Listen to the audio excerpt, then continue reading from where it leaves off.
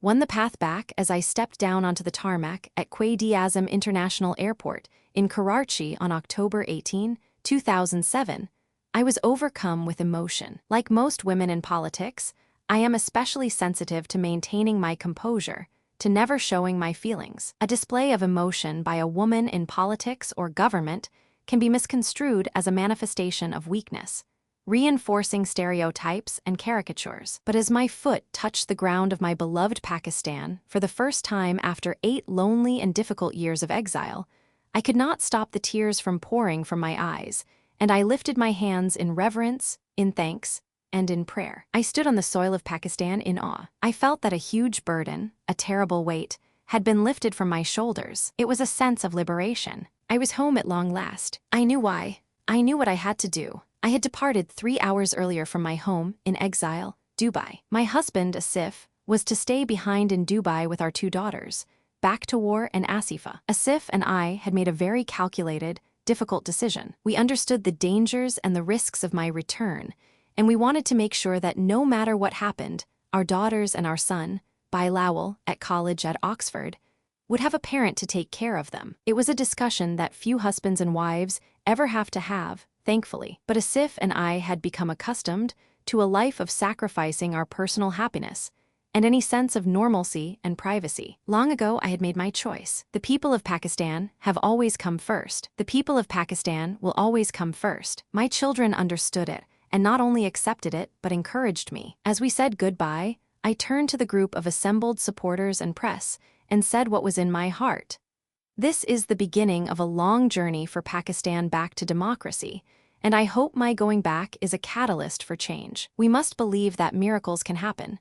The stakes could not have been higher. Pakistan, under military dictatorship, had become the epicenter of an international terrorist movement that had 2 primary aims. First, the extremists aimed to reconstitute the concept of the caliphate, a political state encompassing the Great Ummah, Muslim community populations of the world, uniting the Middle East, the Persian Gulf states, South Asia, Central Asia, East Asia, and parts of Africa. And second, the militants aimed to provoke a clash of civilizations between the West and an interpretation of Islam that rejects pluralism and modernity. The goal, the great hope of the militants, is a collision, an explosion between the values of the West and what the extremists claim to be the values of Islam. Within the Muslim world, there has been and continues to be an internal rift, an often violent confrontation among sects, ideologies, and interpretations of the message of Islam. This destructive tension has set brother against brother, a deadly fratricide that has tortured intra-Islamic relations for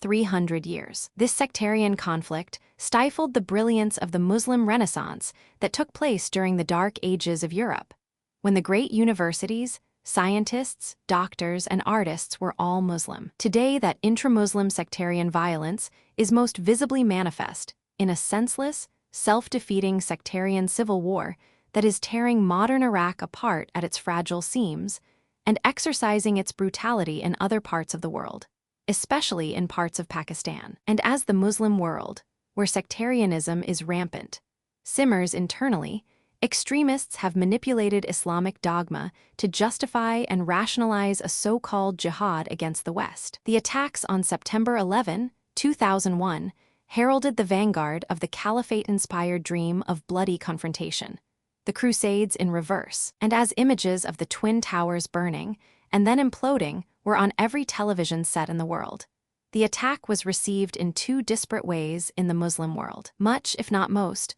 of the Muslim world reacted with horror, embarrassment, and shame when it became clear that this greatest terrorist attack in history had been carried out by Muslims in the name of Allah and jihad. Yet there was also another reaction, a troubling and disquieting one. Some people danced in the streets of Palestine. Sweets were exchanged by others in Pakistan and Bangladesh. Condemnations were few in the world's largest Muslim nation, Indonesia. The hijackers of September 11 seemed to touch a nerve of Muslim impotence. The burning and then collapsing towers represented, to some, resurgent Muslim power, a perverse Muslim payback for the domination of the West. To others, it was a religious epiphany, and to still others it combined political, cultural, and religious assertiveness. A Pew comparative study of Muslims' attitudes after the attacks found that people in many Muslim countries think it is good that Americans now know what it is like to be vulnerable. 1 billion Muslims around the world seemed united in their outrage at the war in Iraq, damning the deaths of Muslims caused by U.S. military intervention without UN approval, but there has been little, if any, similar outrage against the sectarian civil war, which has led to far more casualties. Obviously and embarrassingly, Muslim leaders, masses, and even intellectuals are quite comfortable criticizing outsiders for the harm inflicted on fellow Muslims. But there is deadly silence when they are confronted with Muslim-on-Muslim violence. That kind of criticism is not so politically convenient and certainly not politically correct. Even regarding Darfur, where there is an actual genocide being committed against a Muslim population, there has been a remarkable absence of protests, few objections, and no massive coverage on Arab or South Asian television. We are all familiar with the data that pour forth from Western survey research centers and show an increasing contempt for and hostility to the West, and particularly the United States, in Muslim communities from Turkey to Pakistan. The war in Iraq is cited as a reason. The situation in Palestine is given as another reason. So-called decadent Western values are often part of the explanation. It is so much easier to blame others for our problems than to accept responsibility ourselves. The colonial experience has obviously had a major impact on the Muslim psyche. Colonialism, resource exploitation, and political suppression have affected Muslims' attitudes toward the West and toward themselves. No one doubts that the record of the West in majority Islamic nations is not a pretty one. But what outsiders did in the past does not exclusively account for the quality of Muslim life today. There are a rush and an ease to condemn foreigners and colonizers, but there is an equally weighty unwillingness within the Muslim world to look inward and to identify where we may be going wrong ourselves. It is uncomfortable, but nevertheless essential to true intellectual dialogue, to point out that national pride in the Muslim world is rarely derived from economic productivity, technical innovation, or intellectual creativity. Those factors seem to have been part of the Persian, Mughal, and Ottoman past, but not the Muslim present. Now we see Muslim pride always characterized in the negative, derived from notions of destroying the enemy and making the nation invulnerable to Western assault. Such toxic rhetoric sets the stage for the clash of civilizations between Islam and the West every bit as much as do Western military or political policies. It also serves as an opiate that keeps Muslims angry against external enemies and allows them to pay little attention to the internal causes of intellectual and economic decline. Reality and intellectual honesty demand that we look at both sides of the coin. The burning Twin Towers have become a dual metaphor for both the intra-Islamic debate about the political and social values of democracy and modernity, and the looming potential for a catastrophic showdown between Islam and the West. And for both of these epic battles, my homeland of Pakistan has become the epicenter, the ground zero, if you will, of either reconciliation or disaster. Few on the airplane that carried me from Dubai to Karachi on that fateful day in October 2007 knew that in my briefcase I carried with me the manuscript of this book exploring the dual crises confronting the Islamic world, both internal and external. Within hours of my reaching Pakistan, some of the pages of this book would be symbolically charred by fire and splattered with the blood and flesh of disembodied innocents thrown up by devastating terrorist bombs. The carnage that accompanied the joyous celebration of my return was a horrific metaphor for the crisis that lies before us and the need for an enlightened renaissance, both within Islam and between Islam and the rest of the world. When I had returned to Pakistan in 1986 after 2 years abroad, I was greeted by enormous crowds swelling to 1 million in Lahore, the capital city of Pakistan's most populous province, the Punjab. The size of those crowds was interpreted as an indicator of the support of the Pakistan People's Party standing up to the military dictatorship of General Zia-ul-Haq. The tremendous outpouring of people from every cross-section of Pakistani society, urban and rural, poor masses and middle-class business people, academics, civil society leaders, students, was seen in Pakistan and all over the world as an affirmation of the forces of democracy against the brutal dictatorship that had terrorized my nation for almost a decade. 21 years later, I knew, flying from Dubai to Karachi, that the size of my welcome home in 2007 would be compared to that of 1986. I knew that those around General Pervez Musharraf were chomping at the bit to proclaim that a tepid response to my return would be a legitimization of their authoritarian rule. I did not know what to expect when I stepped off that plane on October 18. What I encountered on that day exceeded my wildest dreams and expectations. Even in an authoritarian state, literally millions of people had traveled from far and wide to greet me, and to greet the return of democracy. It was truly breathtaking, and it was covered live on Pakistani television and in real time by the BBC and CNN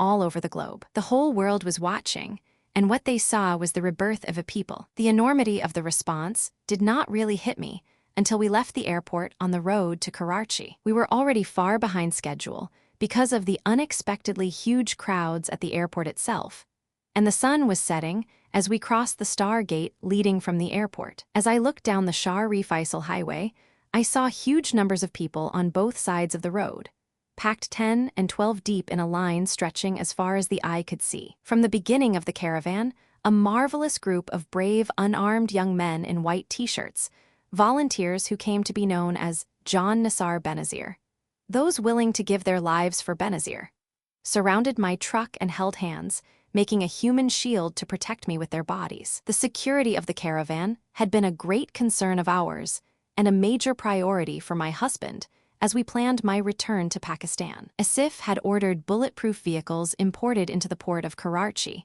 but the government had denied our request. ASIF had ordered jamming equipment to protect our cars and trucks from roadside improvised explosive devices, but we were told the government would not allow us to import it. Instead, we were promised that the government would provide this service itself. Having learned from the experiences in Iraq and in parts of Pakistan, we knew that these lethal devices were most often triggered by a signal from a cell phone, thus ensuring that perpetrators of terror could survive an attack by exploding their devices from a distance and then melding into the crowd. What my husband did manage to construct to protect my safety was a raised, armor-plated flatbed truck where I would be 4 meters off the ground, and thus could be seen by the crowds even from a distance. Around the perimeter of the top of the truck, where I would be standing, was a 4-foot-high, impenetrable bulletproof acrylic ledge that was said to be able to withstand a direct hit from even the most lethal sniper rifles. The interior of the truck was also insulated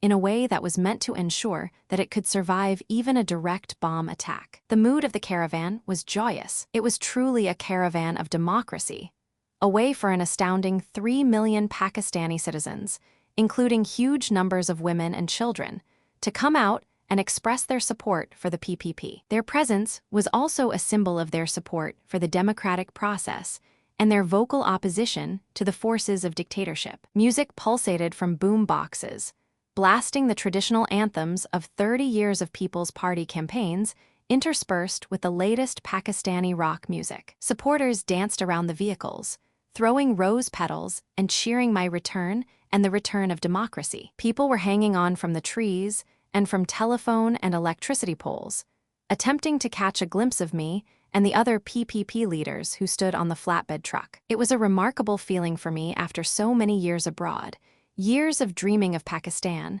of our people, of our towns and villages, of our food and music, of the smell of basmati rice wafting from outdoor kiosks, of the sheer joy of the sound of people free and happy. I could not really believe that I was home at last, and that the reception was so large and enthusiastic. The message to the world about the democratic spirit of the people of Pakistan could not have been clearer. I kept looking around me in amazement, remembering other rallies and other campaigns. I also remembered past tragedies as well as past triumphs. As I gazed out from my truck, I saw the vibrant black, red, and green flags of the Pakistan People's Party everywhere, a sea of party colors. I also saw thousands upon thousands of pictures, but they weren't pictures of just me.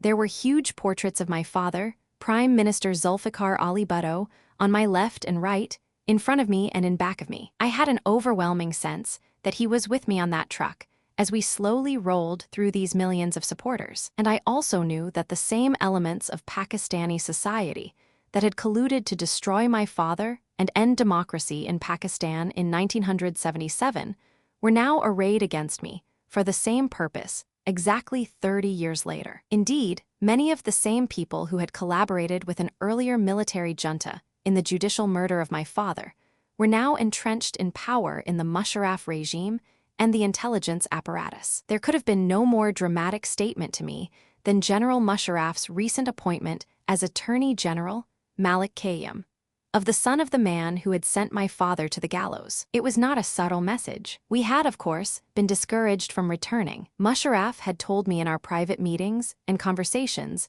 that I should come back only after the elections. And when it was clear that I would not postpone my return, he sent messages to my staff that I should have no public demonstration or rally, and I should fly directly by helicopter from the airport to Bilawal House, inside Karachi. He said that he was concerned about my security and my safety, but his supporters did very little to provide the protection we needed. Jammers that worked, streetlights that worked, roads that had been cleared of empty cars that could carry improvised explosive devices, although these were not what we were expecting. This was protection to which I was entitled as a former prime minister. The general, it seemed, was quite keen to choke off any possibility that the country and the world would see the level and enthusiasm of my support. What he of course knew is that his King's Party, his private PML-Q, couldn't gather 100 people voluntarily at a rally, even at lunchtime. I had become aware, through messages sent by General Musharraf, that suicide squads might be sent from the Northwest Frontier Province and federally administered tribal areas, FATA, to try to assassinate me immediately on my return. I had actually received from a sympathetic Muslim foreign government the names and cell phone numbers of designated assassins. General Musharraf's regime knew of the specific threats against me, including the names and numbers of those who planned to kill me, and the names of others, including those in his own inner circle and in his party, who we believed were conspiring. Despite our request, we received no reports on what actions were taken before my arrival on the material provided as a follow-up to these warnings. Even as we landed, the general's people were calling to stop me from returning, stop me from giving a speech at the tomb of the Quaid-e-Azam, the great leader, Mohammed Ali Jinnah, to cancel my cavalcade from the airport to the mausoleum. But I knew that those who believed in democracy and my leadership were awaiting me in the streets of Karachi, and that they had come from all over the country, spending their own money and taking time off from work, to show their support for my party and for our cause of freedom and human dignity. After what they were doing for me, I thought it wrong to slip away behind their backs and skulk secretly home. I hadn't come this far in my life to abandon my people at the moment when they waited for me, and I couldn't break my word to them that I would return on October 18, 2007, return to our common hearth, home, and soil. As the sky darkened and we progressed almost by inches through the growing masses, I began to notice a curious and disturbing phenomenon. Strangely, as we approached street corners, streetlights began to dim and then go off. After seeing that this was not an isolated incident, but a clear pattern, I asked my staff to contact as many electronic and print news outlets as they could locate and inform them that streetlights were seemingly deliberately being turned off as we approached, creating a very dangerous situation. I hoped that if the situation were reported, the police authorities would take some action to keep the lights on and ensure our safety. One of my party's senators went to the utility department to press for switching the lights on. Later, a supporter would tell me that a call had come to have the lights switched off to stop the TVs giving her so much publicity. The PPP's communications secretary was able to contact at least 5 television outlets, and they broadcast the story almost continuously for hours. Despite our appeals, the lights were never turned back on. It was ominous. I said to a friend who was next to me, "Have you noticed the streetlights? Each one we approach goes off, so the road is in darkness and the guards can't see anything. Someone is doing this. We've had information they might try a shooting."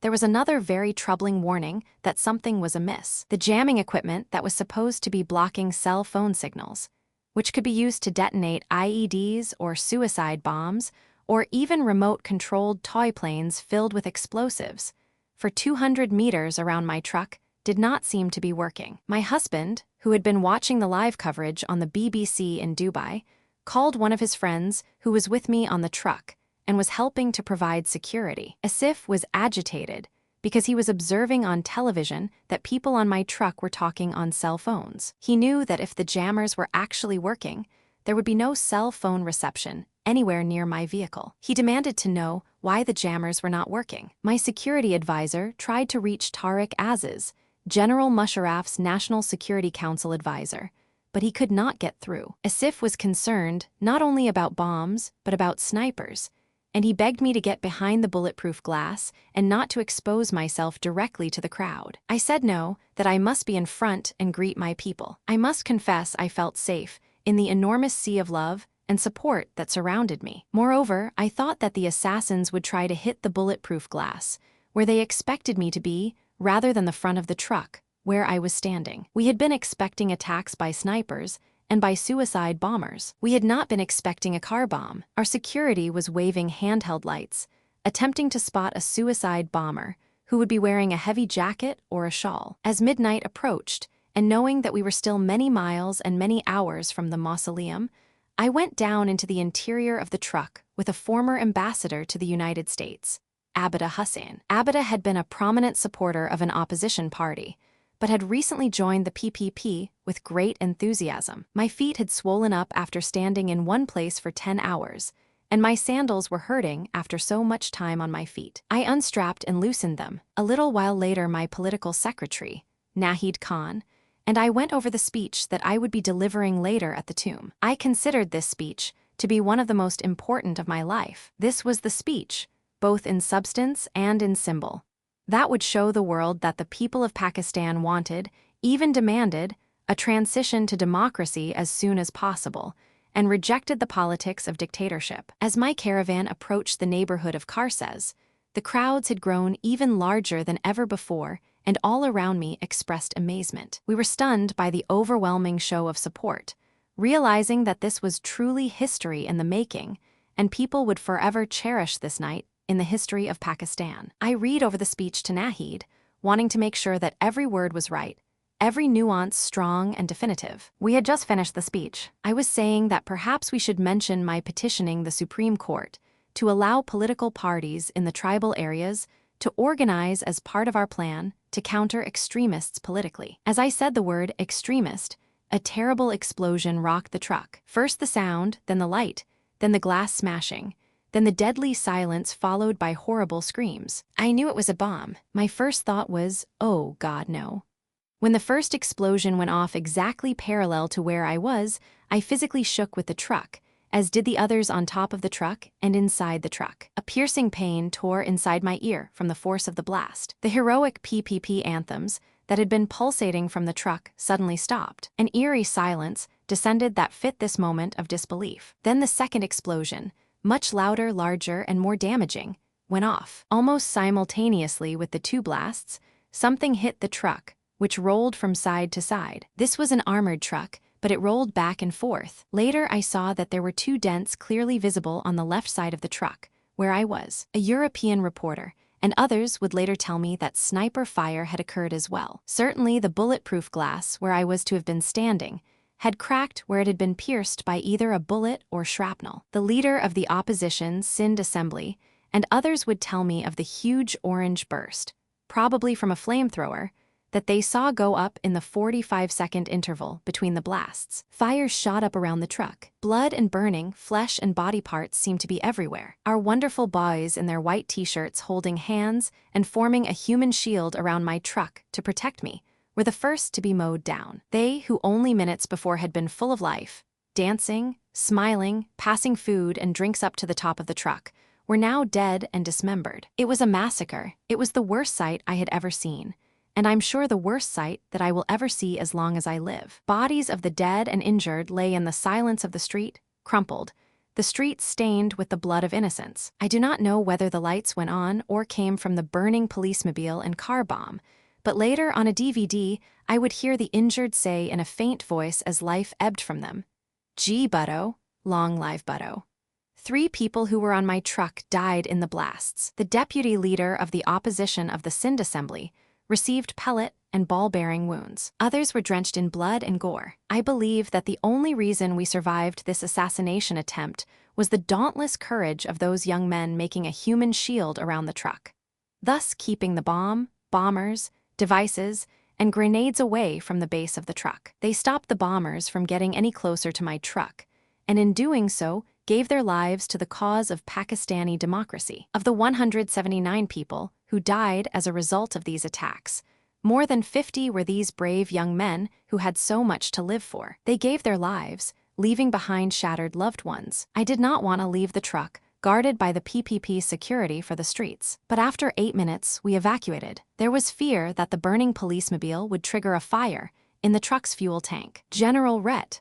Asan Salim Hayat, the security chief of the procession, sent me the car he was traveling in. He was wounded too. I was whisked away to Bilawal House, going through back streets to evade snipers waiting for us to leave. Bilawal House is the name of my home in Karachi, which I had not seen for more than 8 years. As we drove toward Bilawal House in a jeep that security boys were again clinging to, providing a human shield around me, we knew we were unarmed. We wondered whether assassins might have a backup plan to kill us, knowing we had to reach Bilawal House. This is where in 1993, Ramzi Yousef had tried to plant a bomb that he could detonate as I left home. Finally, we decided that the fortified house was the place where my safety could best be ensured. I entered the house that my husband had built for us after our marriage, which was named in honor of our eldest child, our son, Bilawal. Going up the stairs, I saw the pictures of my 3 children peering back at me, and I realized the absolute terror they must be experiencing,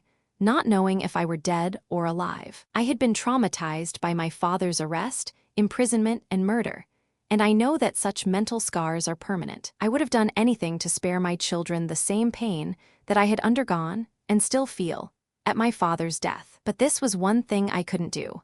I couldn't retreat from the party and the platform that I had given so much of my life to. The enormous price paid by my father, brothers, supporters, and all those who had been killed, imprisoned, and tortured, all the sacrifices made, had been for the people of Pakistan. Without realizing it, I was in shock. I saw the reality, and yet I did not see it. I thought instead of all that had to be done for the dead and for the wounded, and to find out what had happened to those on the truck with me. Despite my pleas not to expose themselves to harm on account of me, the entire leadership of the party had insisted on standing there with me shoulder to shoulder, never shirking the dangers. I spoke to my husband and assured him that I was not injured. I could not speak to my children to assure them that I was all right. Thankfully, they had gone to bed and had not seen the blast on television. My daughter told me later she went to bed happy thinking of the warm reception I was getting, only to wake to a text message from a friend.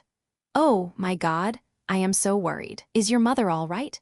With her heart pounding, she ran to the room of her father, who gathered her in his arms, reassuring her, "Your mother is fine." It was 6:00 a.m. before I went to sleep for a few fitful hours, only to wake to a bitter reality. As the plotters had probably intended, the story of the massacre had replaced the story of the 3 million who had greeted me on my return. Despite the fact that the hospitals of Karachi were overflowing with eyewitnesses to the assassination attempt, the police were apparently not conducting an investigation. There were no forensic teams collecting evidence at the bombing site, and with every passing minute, potentially critical evidence was disappearing from the scene. Instead of the site being cordoned off to protect evidence, it was scrubbed clean within hours, and the evidence was destroyed. No one from the police or the government was collecting testimony from the victims of the attack. A cover-up seemed to be underway from the very first moments of the attack. The provincial government announced that it had been a suicide attack. Clearly, this was meant to appear to be an Al-Qaeda-style suicide attack, more Muslim against Muslim violence linked to the so-called struggle between theology and democracy. But in Pakistan, things are almost never as they seem. There are always circles within circles, rarely straight lines. This was meant to look like the work of Al-Qaeda and the Taliban, and I do not doubt that they were involved. But the sophistication of the plan, the multiple explosions, the flamethrower, the gas in the air, the dents in the truck, and the unreported fact that snipers had fired high-powered long-distance bullets suggested a larger conspiracy. Elements from within the Pakistani intelligence service had actually created the Taliban in the 1980, and certain elements sympathized with al-Qaeda ideologically and theologically. Some had recruited for or worked with it. I had identified those I suspected in my letter to the general before my return. At first, the government put someone in charge of the investigation who had actually been involved in the torture and near death of my husband, Asif, in 1999. Adding insult to the gravest injury, the president's ruling PML clique, playing its usual blame the victim game, publicly claimed that the attack had been staged by the PPP to generate sympathy. The interior minister, who had crossed over from my party and joined Musharraf in 2002, and who thus had a vested interest in the political status quo, assumed overall responsibility for the investigation. I publicly demanded that the FBI's and Scotland Yard's forensic teams, universally considered the best in the world, be brought in to assist in the investigation. Minister Aftab Sherpao immediately refused, claiming it was a violation of Pakistani sovereignty. Of course, there were several precedents for seeking outside technical help on investigations. Pakistan had asked the FBI for assistance in the investigation of the bombing of the Egyptian embassy in Islamabad. It had also asked for FBI forensic assistance in the investigation of the death of then Army Chief of Staff Asif Nawaz in 1993. I asked international detectives for assistance in the investigation of the death of my brother Murtaza in 1996, and both the FBI and Scotland Yard were brought in to do forensic analysis on the plane on which General Zia-ul-Haq and Ambassador Arnie Raffel had died in 1988. There was one precedent after another, spanning 3 different Pakistani administrations, which would have allowed for forensic assistance in the investigation of the mass murders of the early hours of October 19. Yet the Musharraf military regime refused. If there were nothing to hide, I reflected, why the insecurity and refusal to facilitate the investigation? To this day, I have not been asked to give testimony on the events of that night. The terrorist assassination attempt against me on October 19, 2007, underscores the issues troubling me about internal strife within the Islamic fold and the intersection of Islam and democracy. The Muslim-on-Muslim massacre that took place in Karachi in October is consistent with the Muslim-on-Muslim fratricidal sectarian violence that is raging in Baghdad and other parts of Iraq in the early 21st century. The Talibanization of the federally administered tribal areas of Pakistan and the growth of extremism within the northwest frontier province of my country highlight my central concern and the reason for writing this book. The potential exists for the radicalization of Muslims around the world in a political environment of dictatorship and authoritarianism. If extremism and militancy thrive under dictatorship and cannot be contained by a one-man show relying on military might, the democratic world would have a strong rationale, if not for moral reasons, then at least for reasons of self-interest, in helping to sustain democratic governance in the nations of the Muslim world. It is with this in mind that I will recall the record and history of the West in promoting or discouraging the growth of democratic institutions through 3 centuries in predominantly Muslim nations. I will argue that the fundamentals of democratic governance are part of the Islamic value system and debunk the myth that Islam and democracy are mutually exclusive. I know from my own experience that democracy is an integral part of Islam. The core of my being as a Muslim rejects those using Islam to justify acts of terror, to pervert, manipulate, and exploit religion for their own political agenda. Their actions are not only antithetical to Islam, but specifically prohibited by it. The central message I would like to convey in this book is of the 2 critical tensions that must be reconciled to prevent the clash of civilizations that some believe looms before us. There is an internal tension within Muslim society, too. The failure to resolve that tension peacefully and rationally threatens to degenerate into a collision course of values, spilling into a clash between Islam and the West. It is finding a solution to this internal debate within Islam, about democracy, about human rights, about the role of women in society, about respect for other religions and cultures, about technology and modernity. That will shape future relations between Islam and the West. But both clashes can be solved. What is required is accommodation and reconciliation. To that end, I make a small and humble contribution in writing this book to share a modern Muslim woman's view.